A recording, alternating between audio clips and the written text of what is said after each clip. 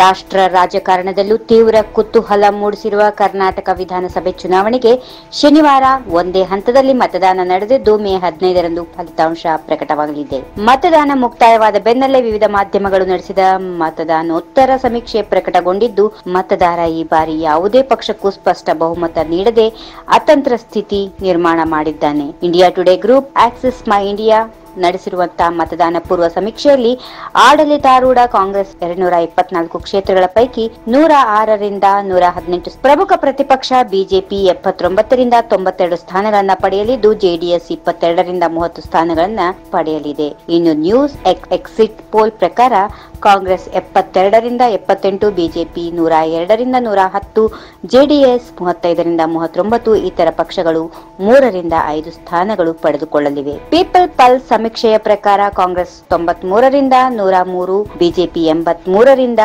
93 ಹಾಗೂ ಜೆಡಿಎಸ್ 33ರಿಂದ 43 ಸ್ಥಾನ. Republic TV Jan ಕಿ ಬಾತ್ ಸಮೀಕ್ಷೆಯಲ್ಲಿ ಕಾಂಗ್ರೆಸ್ 73ರಿಂದ 82, ಬಿಜೆಪಿ 95ರಿಂದ 114, ಜೆಡಿಎಸ್ 32ರಿಂದ 43 ಹಾಗೂ ಇನ್ನು ಇತರ ಪಕ್ಷಗಳು 2ರಿಂದ 3 ಸ್ಥಾನಗಳನ್ನು ಪಡೆಯಲಿದ್ದಾರೆ. ಇಂಡಿಯಾ ಟಿವಿ ವಿಎಂಆರ್ ಎಕ್ಸಿಟ್ ಪೋಲ್ ಸಮೀಕ್ಷೆಯ ಪ್ರಕಾರ ಕಾಂಗ್ರೆಸ್ 97, ಬಿಜೆಪಿ 87 ಹಾಗೂ ಜೆಡಿಎಸ್ 35 ಸ್ಥಾನಗಳನ್ನು ಪಡೆಯಲಿದೆ.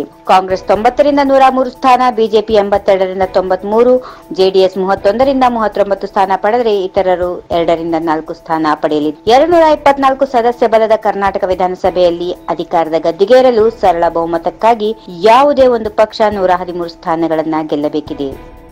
If you like this video, ಬೇಗ ಲೈಕ್ ಮಾಡಿ, ಕಾಮೆಂಟ್ ಮಾಡಿ, ಶೇರ್ ಮಾಡಿ ಹಾಗೂ ಯೋಯೋ ಟಿವಿ ಕನ್ನಡವನ್ನು ಸಬ್ಸ್ಕ್ರೈಬ್ ಮಾಡಿ.